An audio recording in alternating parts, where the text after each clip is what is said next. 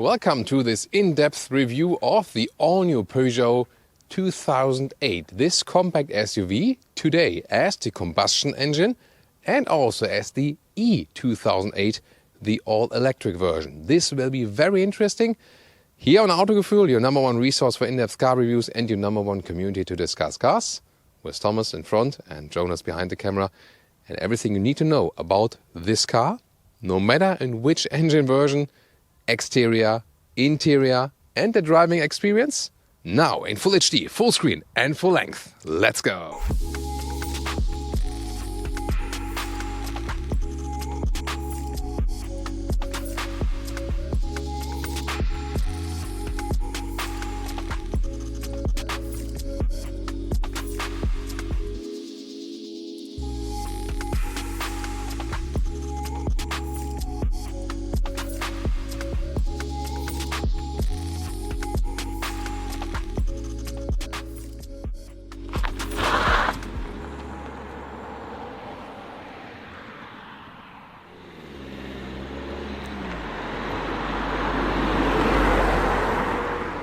Please subscribe to us if you haven't done so far, and thank you so much to all long-term subscribers.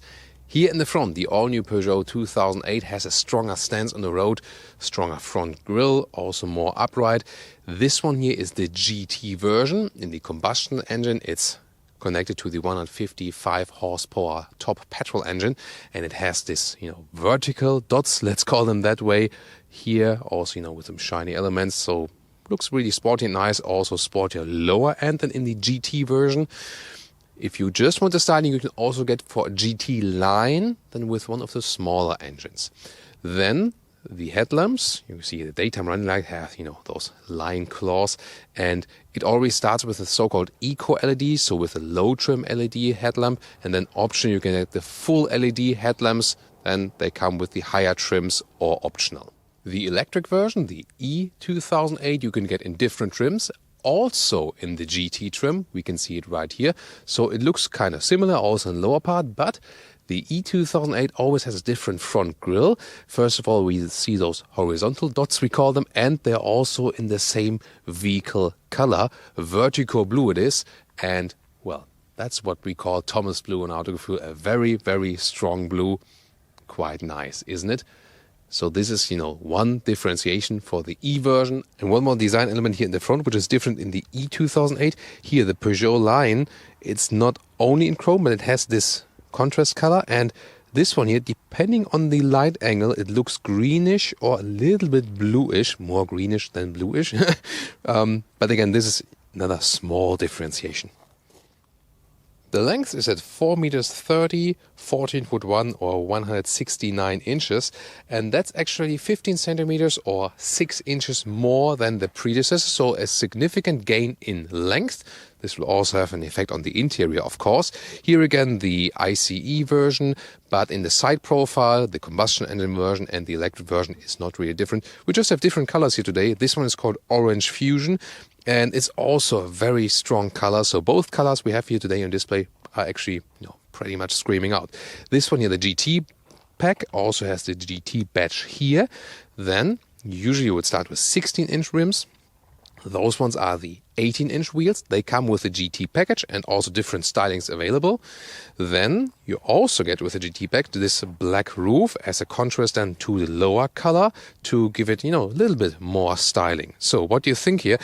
Also quite significant is that design line, the dropping line, the designers called it, it's being split right here next towards the C pillar, and this also creates this extra area right here. Pretty interesting. So what's your take so far?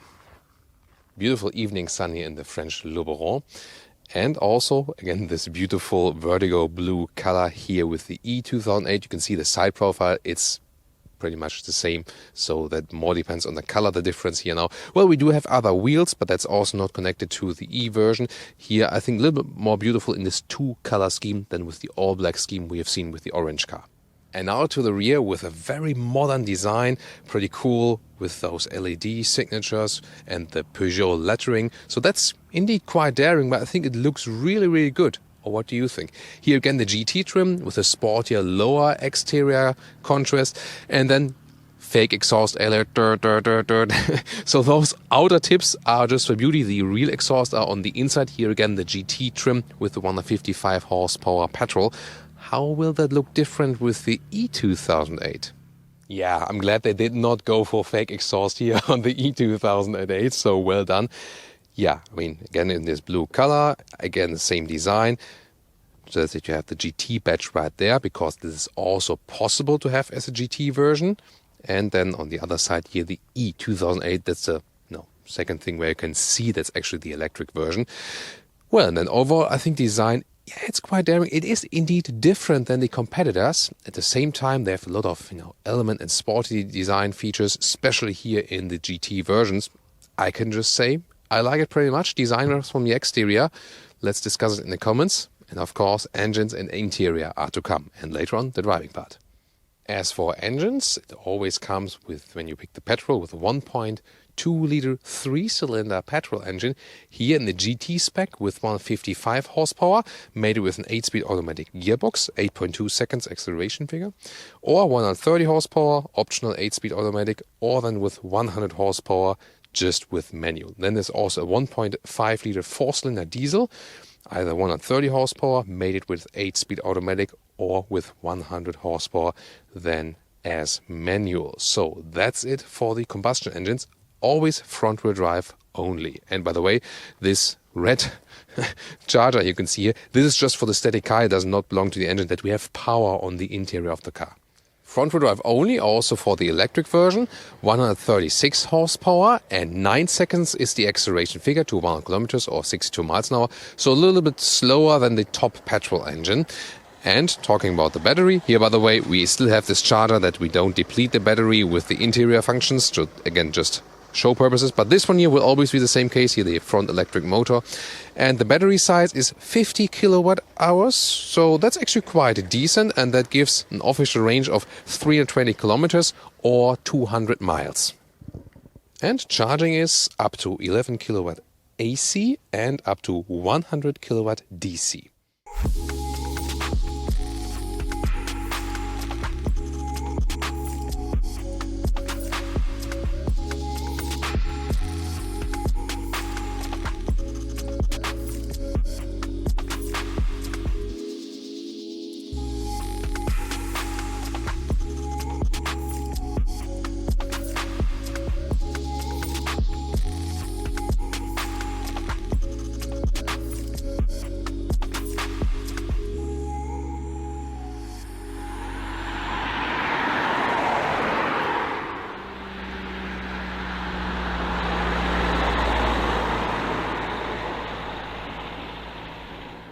And now to the interior. First of all, door closing sound.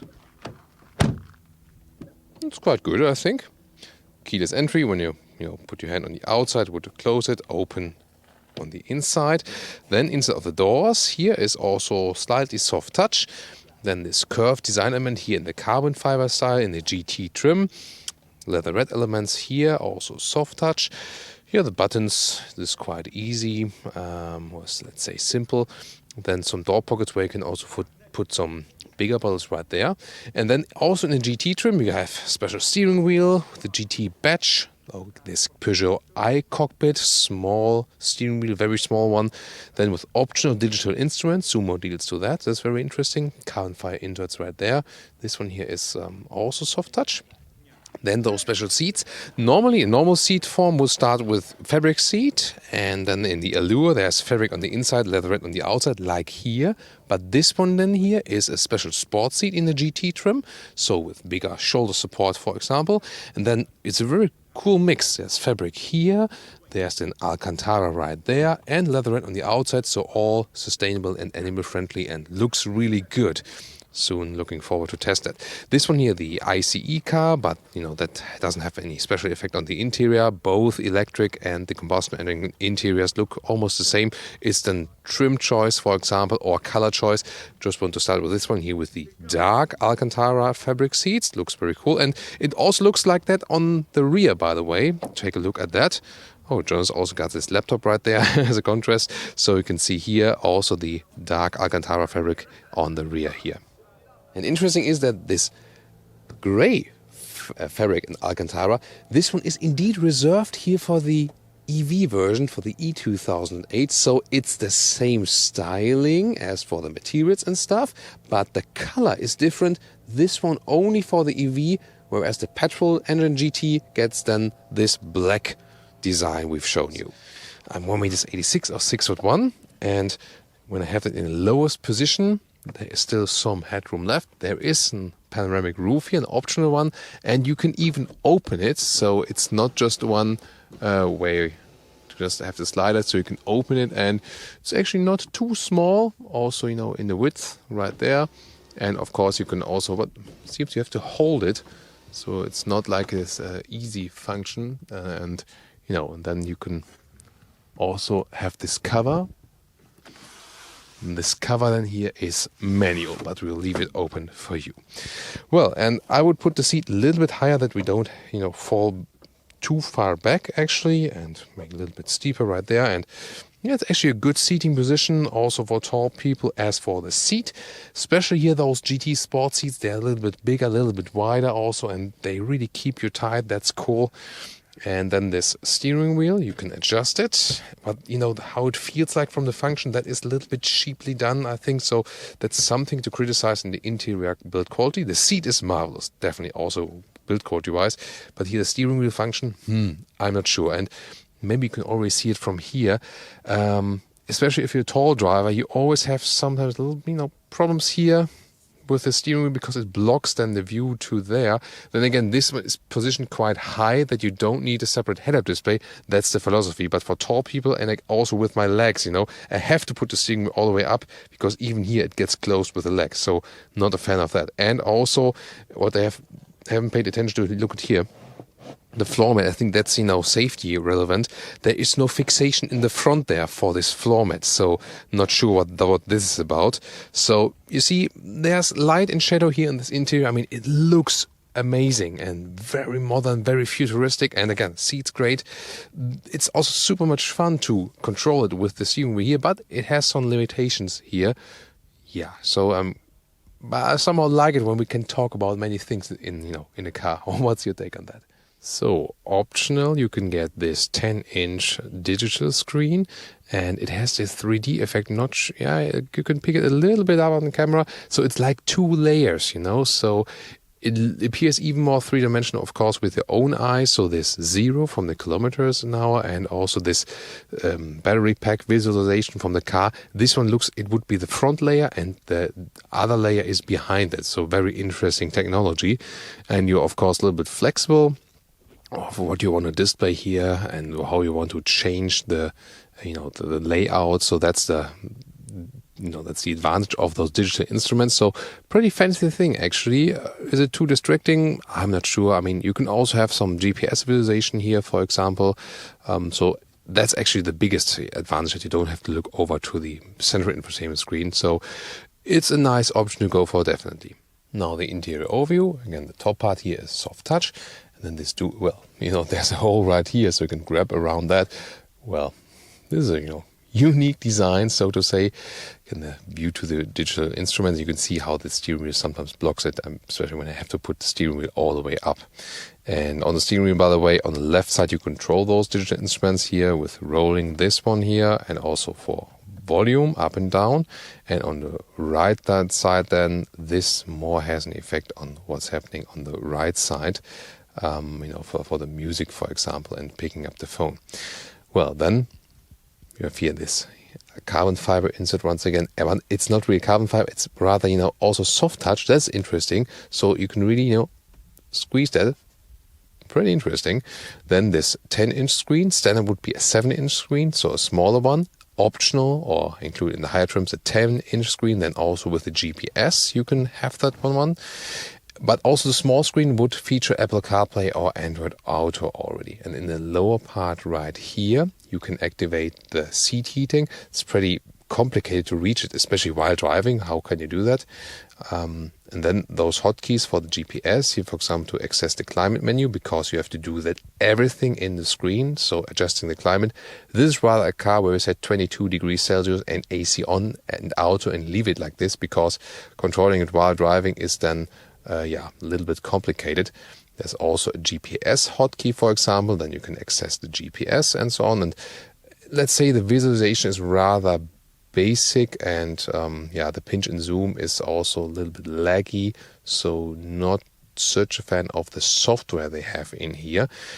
And next to those hotkeys we have here, by the way, the E version also has then especially, visualizations for the electric stuff, but that's the only thing that is really, changing here.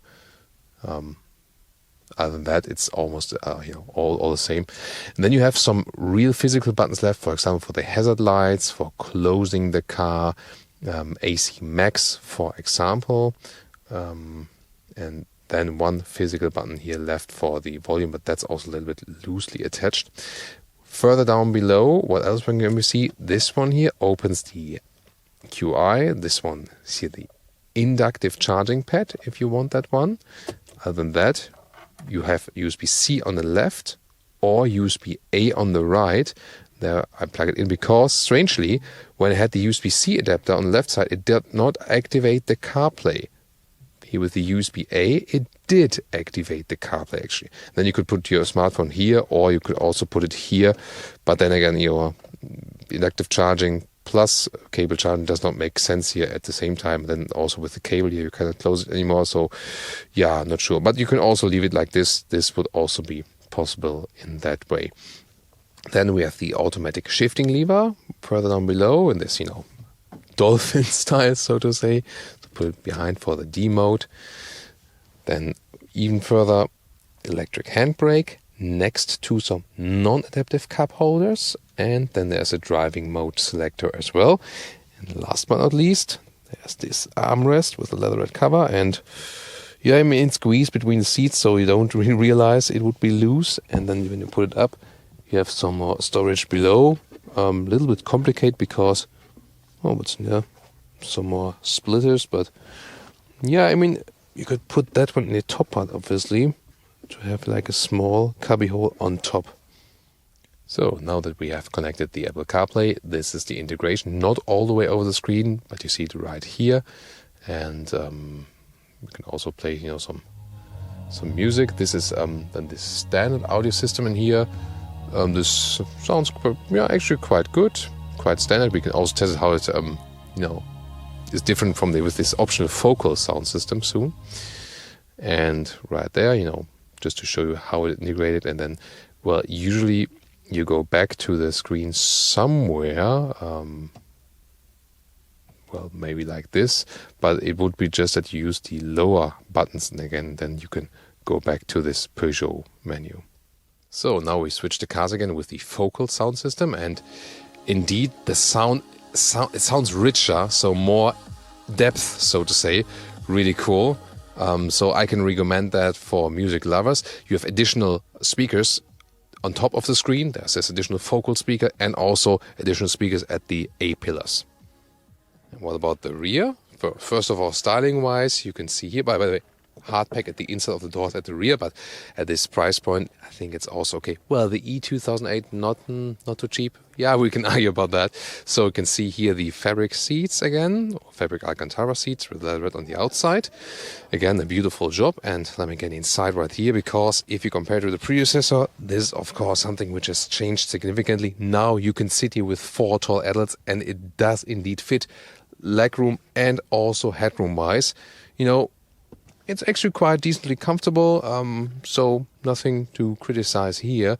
And again, this is a big difference to the predecessor. You could not do that well in the predecessor with hardly any legroom left. Now it is actually possible. On that, we have 2 more USB supplies here in the middle, ISOFIX at the outside, and then you don't have any middle armrest, but you do flip the seats from here already. We'll soon show you that from a trunk. In the trunk, you gain now about 80 liters if you compare it to the predecessor. Quite square dimensions. Then you have this cover, which you can also hold open. Then you have some more space underneath. And then only in the combustion engine version, you have more storage underneath. So possible for replacement tire as well. So here we go. But that way you have an even loading sill. And the normal length of the trunk is about 75 centimeters, 1 meter in width, and also here 40 centimeters up to the top cover. And when you flip the seats, like this, 1/3, 2/3 split, this one then is about 1.50 meters up to the front seat. And it's nice to see that it's the same in the electric variant. So you even have the storage here underneath for your charging cable, for example, right there. Just below here, this one then is limited, and therefore the official figure is 30 liters less, but it's the same usability.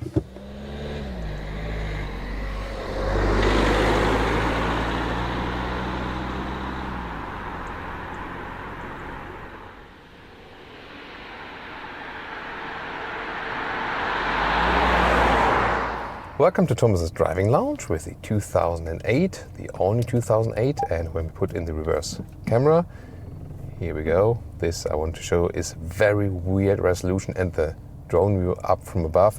This also doesn't make any sense. It's not with the side mirrors, just front and rear, and then there's no live feed from the side, so to say. It's just, let's say, a fake feed at the side.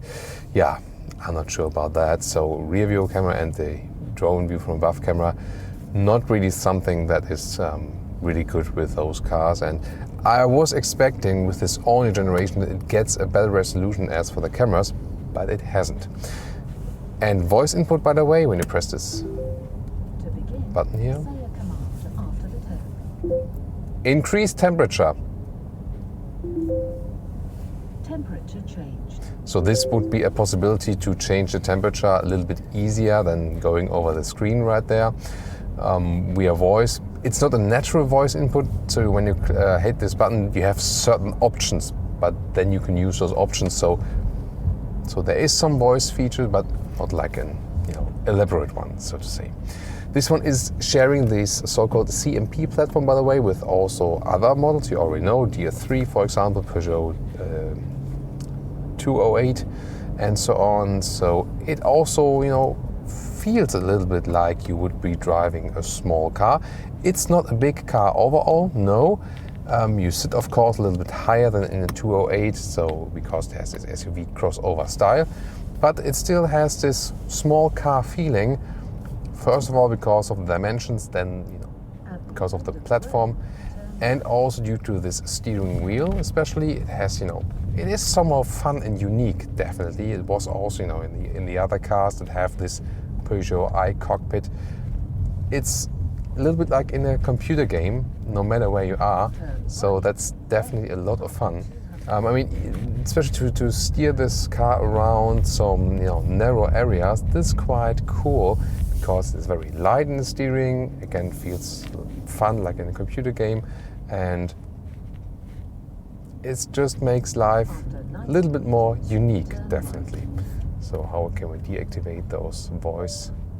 Well, usually, you just either you can set it here, like in the settings, or you turn down the volume. It depends on, but there's nothing you can, easy, if I find it in a very easy way. Now we're going a little bit more agile right here. And there's actually a lot of fun. So you don't have a supernatural feeling with the steering, but then again, because it's so light and small, it's just a lot of fun. And here in the slalom, actually, this platform here also offers some more stiffer driving fun. It's actually pretty decent. And the car doesn't feel like shaky SUV-wise. It feels actually quite agile and sporty. And especially here in this GT version, together with those sport seats, they really keep you tight. Again, it doesn't feel that it would be the most suitable car for tall people. Steering setup, also with the instrument setup and so on, and the space you have overall. But I think we get along quite well, and both Jones and me are not very small. So this car does deliver a very fun and unique experience, and it's indeed in so many aspects, somehow different than the competitors. I can hardly see the speed here now, and I mean, I would have to put the steering wheel a little bit lower for that. Never do that while driving, what I'm doing at the moment here, by the way. So now I can see the speed better, but now the steering wheel is also quite low. So that's something you have to take in mind, definitely. Suspension is actually a good compromise. So it's not super stiff, it's not very soft, it's a good compromise in between. So I'm happy with that. And again, we're driving the 1.2 liter 3-cylinder petrol engine, has a turbo, and it's 155 horsepower. And for this car, this is the top engine, and that feels also fun and light to drive. So you can also get along with a little bit less horsepower output. Yes, it will be the same petrol engine, by the way.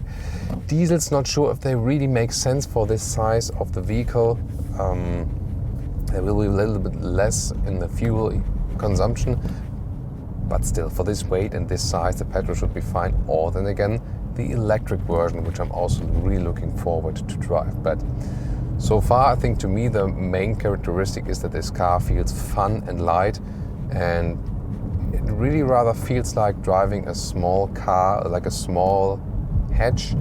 Yet again, you have a little bit more comfort because of the more upright and higher seating position. So I would favor this one here if you compare it to a normal small vehicle, because it just gives you a little bit more comfort. Here again, we can do some slalom and good reactions from the car. Yes, I mean, there is some leaning in the corners, definitely, because it's not a sport suspension, but that's also not what you would desire in a car like this. We have some very nice winding roads here, and that's actually pretty decent. So this unique driving feeling is something, it really stands out in this segment. Noise insulation here, by the way, at about 60 kilometers an hour. So far, very good. We'll see when we get up to a little bit more speed, how that one plays out. This 3-dimensional display is very fancy, by the way, also to look at it while driving. And I can pretty well read that, especially if the steering wheel is not blocking it. Here at about 80 kilometers an hour, still good as for the noise insulation, no problem. View around, so the front's good. Yeah, B-pillar. You better have the blind spot monitor, which we also have in this car as an option. And to the rear is actually quite good again. So let's see what we have as fuel economy so far.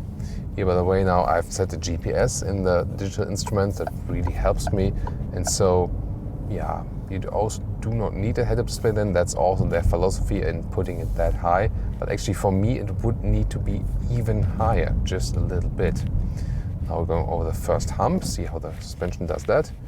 Yeah, pretty soft actually. So obviously they thought about, it's a French manufacturer, and so they thought about a little speed humps they have here in the cities, that it actually suits this driving style, definitely. And also when we're here in those very narrow French cities here in the Le Bourron area, which is a very beautiful area, then is also the proper car for that, because again, it's not too big. So you're gonna, does that fit lie right and left and so on? It does exactly fit still.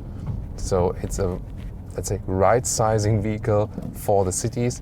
You already have enough space for 4 tall adults, but then again, situations like those, if we would have a full-size SUV then here, yeah, that would be a little bit close right there. So I'm always paying attention to the pedestrians here, of course. Brakes, actually a good feeling for that. So I was a little bit harder now on the brakes, because I saw them actually quite late, and that still worked very well. Very unique turning indicator sound as well, right? With a rather, let's say, low frequency sound. So let's see. So far, trip 1 has about 8 liters on 100 kilometers. So, I mean, this was a lot of accelerating out of, a little bit varying the speed and so on. So it will be lower when we have like motorway and set cruise control, which we are a little bit more far away at the moment. So we'll see if we can get some other consumption figures, but that would actually be quite high. Yet again, it shows that this downsizing does not necessarily have a very big or good effect on the fuel economy. It's just mostly on paper that this downsizing really plays a significant role. Yeah, that's again what I was proving earlier, that it's good to have this very small SUVs. And about this whole SUV hating discussion, if you drive a car like this, I mean, the fuel economy is not high because it has this SUV building style. It's more like because it's a very, very small engine. that is then at some point also stressed as for the RPMs, and because the cars are in general not that efficient as the ICE. Might be different than, again, with the electric motor, for example. But yet again, proves that it's a very good city vehicle. Oh, that was a little bit rough as for suspension. So yeah, when you're going over some road damages, like some potholes and so on, that was a little bit, especially from the rear axle, that felt a little bit rough. And let's see if we got something more on the road here. It's always good to test when we have that on our routes. Definitely, yeah. Also those, roots that sometimes dig up the ground at the side. So from the rear axle, sometimes a little bit rough. I feel that. But overall, I'd say again, agile and at the same time cozy feeling. I feel that I would be a little bit too big for the car, overall. Although I fit in here, also while driving. And then with a small steering and so on, to me it feels a little bit like a car from like a comic book or something, but not in a negative way, like more in a funny, positive way, definitely. So, what is missing, of course, still some performance when we hammer it a little bit more, and we have different driving modes, which I can hardly access them. So I have to do like a T-Rex here to access those driving modes, and I have Eco for less throttle input. I have normal, which I was in all the time, and sport. And in sport modes, the gears are turned up higher. Also, the car goes a gear lower first here. Now, for example, in the fourth gear, and so I have a better reaction than when I actually hit the throttle. And we can also show you that. So I come to a stop here now and then accelerate out. Also see how that plays out with the front wheel drive. Yeah, it has an effect on the front wheel. No, 60 already, 60 kilometers it was. So it has an effect on the front, the front wheel drive to the steering wheel, but that was still somewhat okay. Now 50 kilometers to 80. Nope, that's it. It was already 87, reducing the speed immediately now. The sound is actually quite decent, right? That's what we found quite often, that those 3 cylinders actually sound better than the 4 cylinders. Yeah, that's peculiar. So, hey, why not? Why not? So, what else we have? We have a cruise control, which is here at the steering wheel column.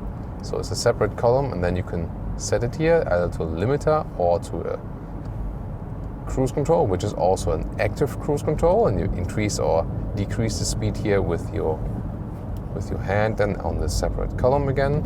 And as an active cruise control, it also keeps the distance to the car in front of us. Now I'm in the normal driving mode again. We get up to a little bit more speed. That's actually quite decent as for the acceleration. So you have a lot of fun with this petrol engine. It's the fastest for the car, but I think you will also be able to live with a smaller one. Maybe like the 130 horsepower or something. The 8-speed automatic gearbox is, by the way, pretty good. So it keeps it calm, collected. You have a lot of comfort. Don't have to care about shifting. And no matter if you are really hammering it or letting it run very smoothly in a very calm way, it does both jobs in a very nice way. So automatic gearbox is actually a very nice choice. You also have those shifting levers here. Those pedals, go back gear, and also up again, and it gives a nice feedback. They keep steady, so they don't move together with the steering wheel. They're just being kept in the same position. Yeah, maybe not the best levers here. I like it more when they move to the steering wheel. Maserati, for example, also has a different philosophy where they also are static all the way, and just they don't move completely. It's just like the outer fields that move actually a little bit. So that's a little bit, strange to control, but at least you do have the possibility to also manually do that. Now again here on the brakes with a good feeling. So far, I think, interesting driving impressions.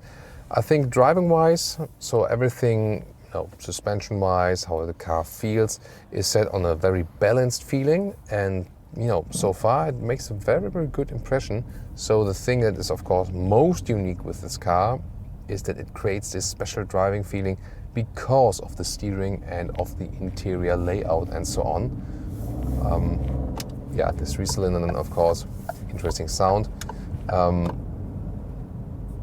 Turning indicator, the stalk column here, this could be from a little bit better quality. When you sometimes hit it very hard, you're afraid, don't I ripped it off at some point or something. It's getting a little bit darker now as well, so we can see also how the lights perform. We do have the full LED lights inbuilt here, and so far they give me quite good illumination. The standard lights will have a little bit less range, so those ones would be a good option when you're often driving at night, for example. And we now also head on to the motorway before the light is all gone, and then on the motorway we can give you another acceleration and also drive a little bit faster, that we can talk about the noise insulation there a little bit better. So we're going left here now, and really enjoy this ride here, having a lot of fun.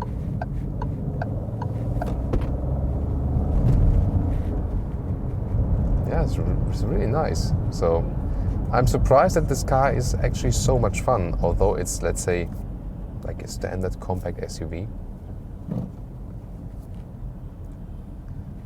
Yeah, I really wonder, that it's being done in Southern Europe quite often with those. There we go. We do have the automatic beeper there. Now we accelerate out. We put it once again to sports mode. Look at the T-Rex right there. And from 20 kilometers to, let's see.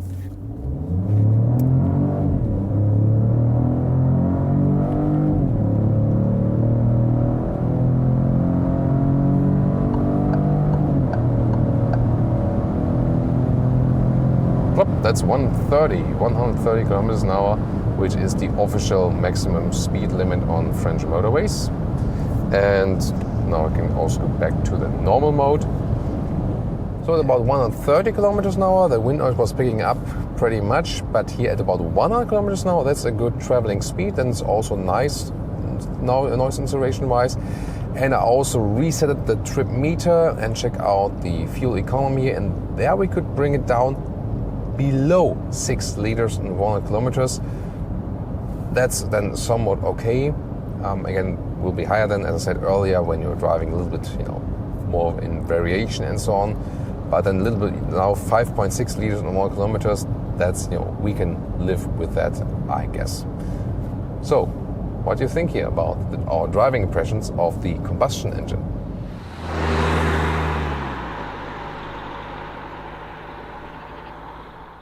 And now to the electric driving part of this review with the Peugeot e-2008.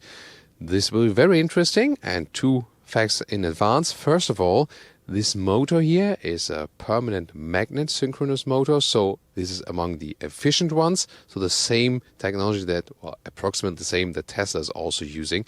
And also they developed, together with Michelin, special tires for this electric vehicle to make it more rolling efficient. So let's see how that one, brings some advantages for the energy consumption. However, it's hard to, do a real energy consumption test today. We will give you some figures, yes. And of course, the realistic one we do at a later stage. What is clear, it's already pretty cold today. So this one will drain the battery a little bit more. But let's see how that goes.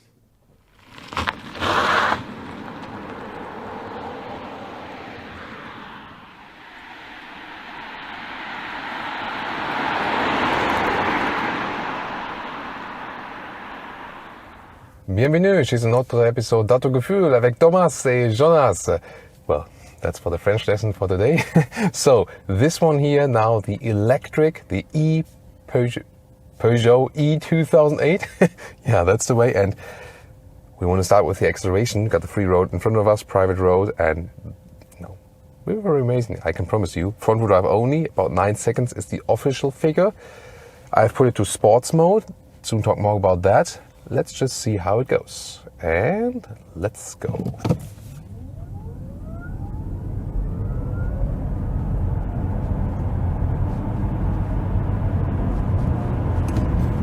And that's 100. Wow. So pretty quick, and also a very smooth acceleration. Really cool. And you know, on paper it is slower than the strongest petrol engine, but actually it feels faster. Yeah, that's, you know, really funny and definitely really cool. What do you think, Jonas? Yeah, it's okay. It's okay. Yeah, Jonas has just returned from the Porsche Taycan winter driving event, so he's like, oh, you know, of course. Damn, Brian, you were there.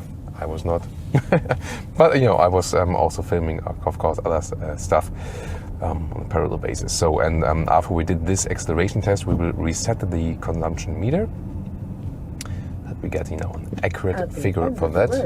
GPS is as well. We have a nice route set. You can also just have that one on here. You can check out what's happening in the screen, like from recuperation wise, or green or then blue again when power is being applied to the wheels and so on. So it's always nice to look at, but maybe just, you know, predominantly for the co-driver. Of course, the really cool thing about the electric versions, as always, you start all silent. That's really cool, and it just, you know, it just relaxes you when you are driving all silent. It's just a nice feeling. So I always say, when you compare the combustion engine drive with the electric drive, it's always the better customer experience here with the electric vehicles. It's silent, it's at the same time powerful, so it's relaxing, and if you want, it's challenging it at the same time. And you know, that's what's really making this experience. Other than that, that's you know, I don't really like that. So when you turn down the volume while the GPS is you know, giving a command, you cannot turn it down to 0. You know, that's always a little bit annoying, definitely. So as for the other characteristics, of course, this car is heavier. You know, those batteries usually make up, you know, plus 300 kilograms or something like that. But you don't really feel that much. It's still not super heavy car, and you have to think about batteries placed in the bottom of the vehicle, and that means the center of gravity is actually quite low. And this is actually contributing then also to the driving feeling. So I wouldn't say it feels less agile. Yeah, maybe it feels a little bit heavier because it is. But oh, watch the birds. I always wonder why the birds are flying, you know, on the road level, why they're just flying higher. You know? So, and here, good slalom capabilities. Again, maybe it feels a little bit heavier, but at the same time, because the center of gravity is low, it still feels really, really good. Maybe even a little bit more stable because of that. And with this cockpit with a small steering wheel and this, you know, very modern setup, it again gives you a very unique driving feeling. And of course, torque is always there with the electric motor, so you can accelerate at any time, and it's just an effortless driving. That's pretty cool. As I said, they also use a permanent magnet motor, so synchronous drive, and this is usually also a pretty efficient drive, as we know from Tesla. And also this fact with the extra developed tires with less rolling resistance. So this is also contributing for the energy consumption. Does it feel different to drive than because of the tires or something? I wouldn't say so. So there is not a big difference in driving this one here and the petrol GT as for the general driving feeling. It's just again more silent, and that fits also to the nice noise insulation. And like from the power you get, it's of course a different power curve, because there's no real power curve with the electric motor, but there's a real power curve with the combustion engines. This one is a little bit different, but both were actually quite powerful. So we had the most powerful petrol engine, then here also the quite powerful electric motor. So they feel both very powerful for this smaller car, and it's just again a very fun driving experience. As this power delivery is more linear, you can play a little bit more with the throttle. You can fine-tune that acceleration, you have to be a little bit more gentle, because there's this direct torque input, and that's also pretty cool feeling, definitely. Now at the moment we're going uphill, and there's also a big difference then when you have the electric motor. You can always recuperate later on, and with the combustion engines, yeah, the energy is just lost, you know. So the overall efficiency is of course better, and if you have charging possibilities at home, it might really be the way to go for. Checking the prices also and the subventions in your market, and for example in Germany when you have the GT, which is also the GT here, so GT electric versus GT petrol, it's about 8,000 euros difference.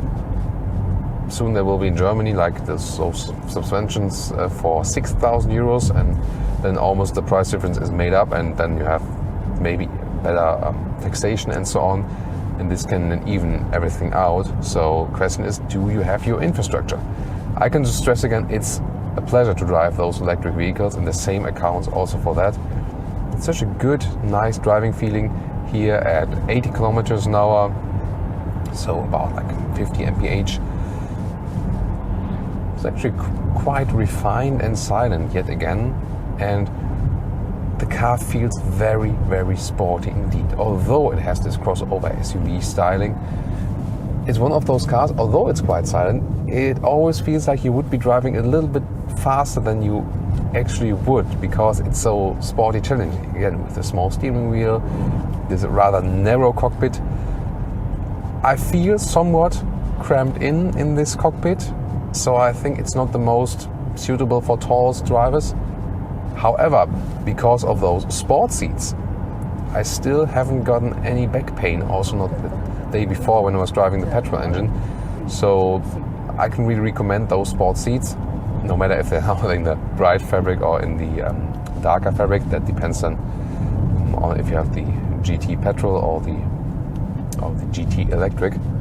So that's also quite astonishing. I mean, you maybe also see it on camera that I'm not sitting in the, let's say, best seating position, but still quite interesting that I still don't get any back pain.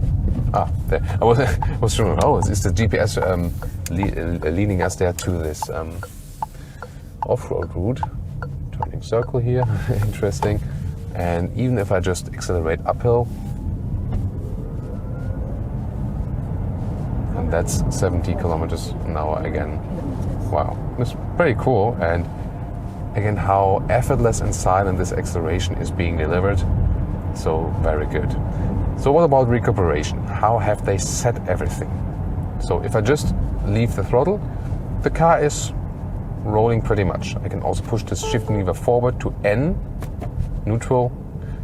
The comparison to D mode is there is a, let's say, a little recuperation. So N would be just rolling free. You usually don't shift in there. D is recuperating just a little bit. There are no shifting pedals here. I would have expected that they maybe put shifting pedals here, then to go 1, 2, 3 level of recuperation or something. They did not do that. So the thing you can do actually, either then, leave the throttle, then it's little recuperation, or you can put the shifting lever to yourself, to the back, and then you're in the B mode. And in the B mode, there is a stronger recuperation. Then you can also see how it charges a little bit more. So that is possible, depending on when you're going down for a longer time. The driving modes, whereas in the petrol engine or diesel, it's about how, there's a predecessor 2008. Interesting to see. Then, in the combustion engines, how high the RPMs go, for example. This is like the more when and where you're shifting. But here the driving modes is really directly connected to the Newton meter input. So this is really like in sports, you have more power, and when you go to the normal mode, a little bit less power, a little bit more delay, and then there's the eco mode. When you then hit the throttle, then it's, the throttle is not that sensitive. So the thing is, when does the power start? Here in the eco mode, I can like nothing is happening now. But then, for example, in contrast to that, to the sports mode, it's like directly, just from the first tip on the throttle, we directly go further. I mean, probably you should just leave it in normal mode, so something in between. I don't know. You can try around with that. You know, with the very strong Teslas, I usually go to the softer modes because, you know, for everyday driving, it's sometimes too harsh, this Tesla acceleration. Here, then, I think you can just try around. And, well, I did some harsh accelerations once again. So let me just reset the consumption meter once again that we can get, you know, a realistic value without, you know, any of those experiments here. So there we go. Here, for example, going downhill, I could also set it to the B mode now, so recuperation is charging. This car is not set out to be only one. Whoa, this guy behind us is driving really fast in the transporter. So the interesting thing is that they did not set it on a one-pedal driving feeling.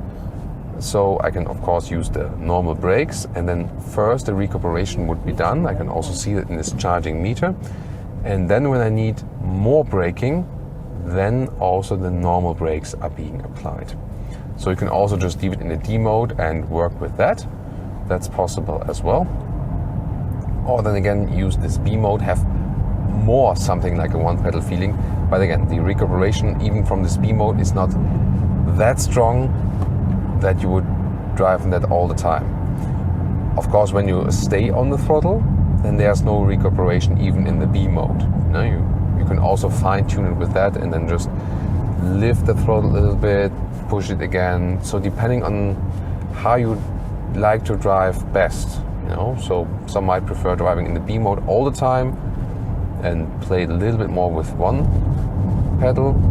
But here, for example, when I'm driving a little bit faster and lift the throttle even in B mode, there is recuperation, but not as strong as we have in other electric vehicles with very, very strong recuperation mode. What is better or what is worse?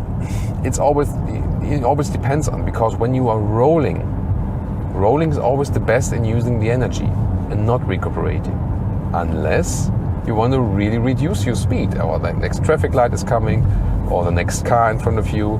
Then of course it's good to use as much recuperation as possible. If it's the one pedal feeling or not, you can't say that, you know, one thing is better or the other thing. It just depends on how you like to drive. It is something more special, something more EV specific when you use the brake pedal less.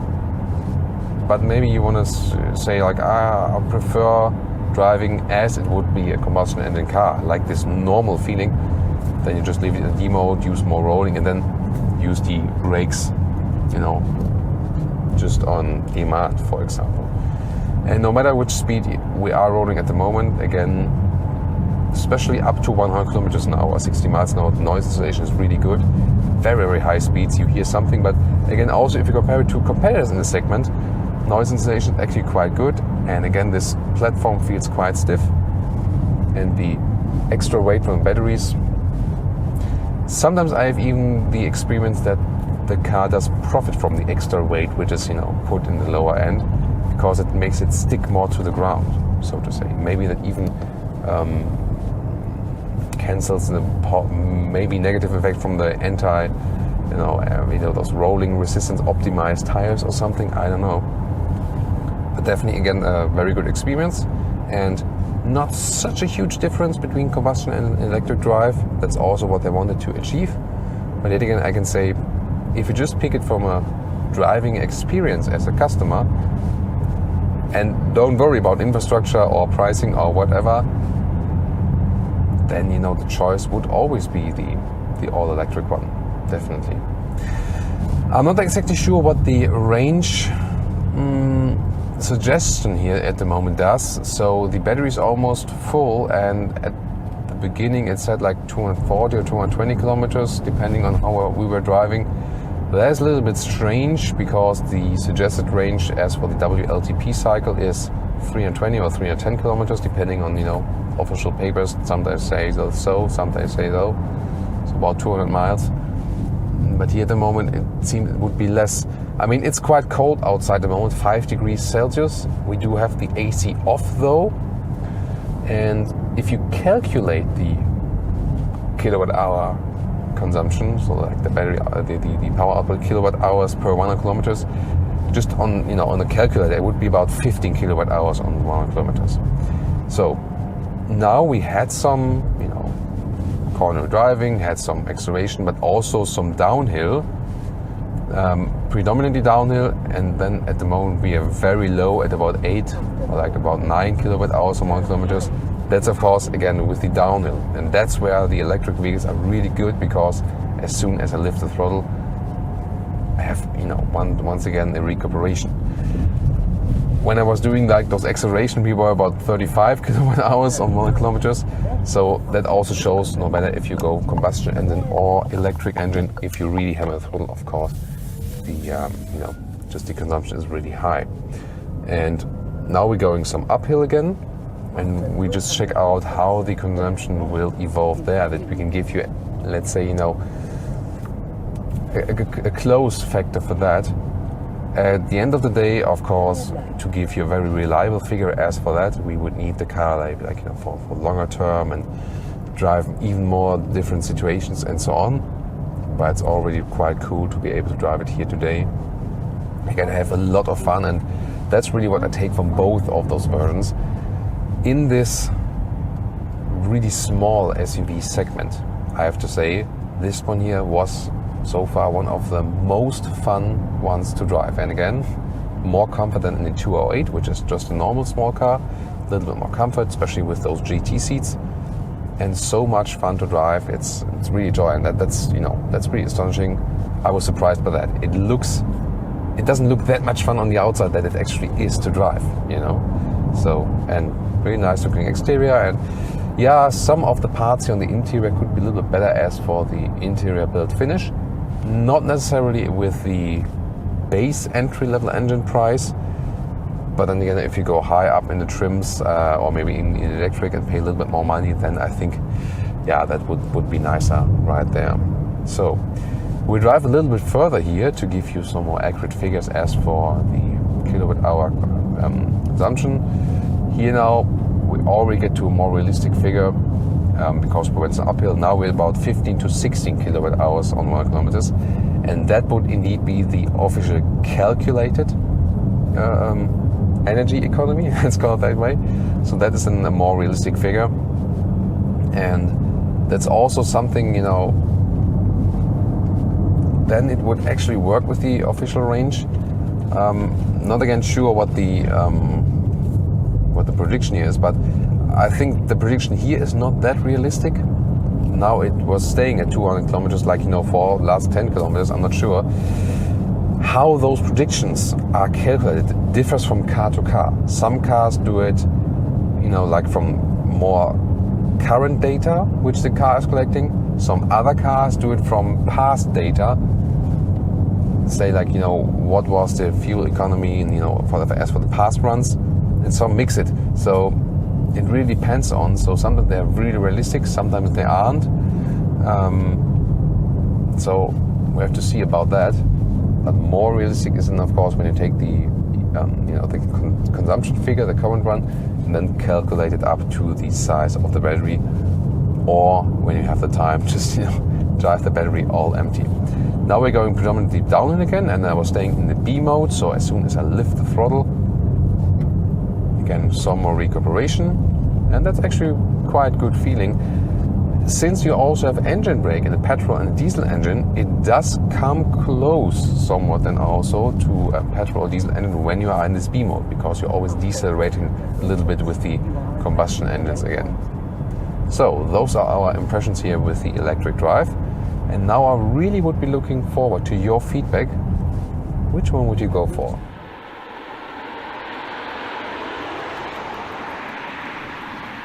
And now to our conclusion for today with the all-new Peugeot 2008 and the e-2008. Has been a very interesting 2 days here with those cars. And I have to say, exterior-wise, it's actually quite daring, different than the competitors, quite strong and modern in the design. It's a little bit longer than before, so you have more interior space. That is a significant change to the predecessor, especially that you now have some, you know, real leg room. This is pretty cool. Then also the styling on the interior is pretty daring. So a very modern cockpit layout with some different ideas. especially in the GT trim. You also have those great sporty seats. So the GT trim is also the one to go for if you want something really fancy. Yeah, pricing wise, it will start pretty attractive with a normal petrol engine with about 22,000 euros, taking German reference prices. The top one then 35,000, the GT with the top petrol engine. And then you always have everything in what you already need. And then this is also the starting price, about 35,000 for the electric version, up to 42,000 here in the GT trim. So the difference, more or less, will be about 8,000 euros then from the top GT petrol spec to the top e-2008. And it depends on it. It's definitely more expensive, yes. If you take governmental subsidiaries in comparison then, and also some taxation benefits, this can actually even out the difference then. At the end of the day, well, it's more about than the driving, and has been great with both ICE and EV. This vehicle is extreme fun. So it's really a lot of fun to drive this one. Yeah, I feel somewhat cramped as a tall person in the interior. I have enough space, yes, but like from seat position wise, interestingly, especially due to those GT seats, I did not get any back pain overall, although I felt cramped a little bit, so it was actually quite fine in the end of the day. With this iCockpit, with a small steering wheel, that has some disadvantages as for the visibility somewhat, and space for your legs and steering wheel. But yet again, due to the small steering wheel and this arcade-alike gaming characteristic, it was so much fun to drive. Then of course this new platform, and also with a low center of gravity here with the EV, driving the EV and the petrol engine felt not too different actually. This one here, yeah, a little bit more weight, but then also a little bit more connection to the weight at the ground. So both were actually a lot of fun to drive. This one here and the EV, of course, with a more silent drive. It's up to you. And I think it would really matter the charging infrastructure. And are you predominantly going short ways and have charging infrastructure? EV way to go. If you're more like go also on longer journeys and so on, charging infrastructure not that good, with your household, then the petrol is still the way to go. Yeah, and the petrol is also actually quite high in fuel economy, as quite high in the fuel consumption for this size of a vehicle. EV, it was really hard to get a realistic figure. It will drain the battery when it's cold, that's clear, although they're also using a heat pump here, so we have to see how that one plays out on the long run. But you don't calculate a range that you would say I really see, there's 10 kilometers more or less. You need the charging infrastructure and have, always to have a buffer that you don't get any range anxiety. Overall, I think this car is a very nice offer, also price performance wise, both in the petrol and in the EV version. But what's your take? Please discuss this car here with us and tell us, petrol, diesel or EV, which one would you actually go for? See you in the comments and also the next review.